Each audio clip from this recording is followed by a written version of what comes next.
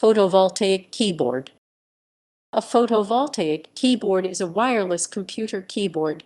The first keyboard that was solar-powered was Logitech K750 that was announced by the company in 2010.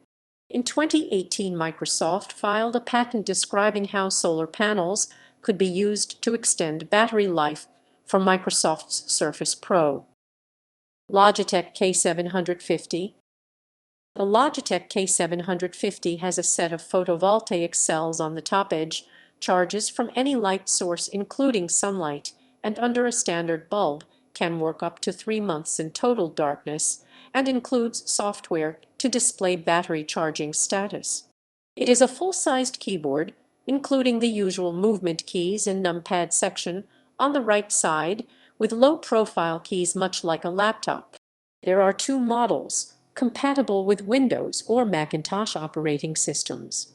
Even though the keyboard is not officially supported in Linux, a third-party application named Solar provides functionality akin to the original Logitech software, such as battery and connection status indications, and allows device pairing/unpairing. Logitech K760. Another Logitech keyboard, the K760, is also PV-powered, is highly useful. It is smaller and communicates with the computer via Bluetooth.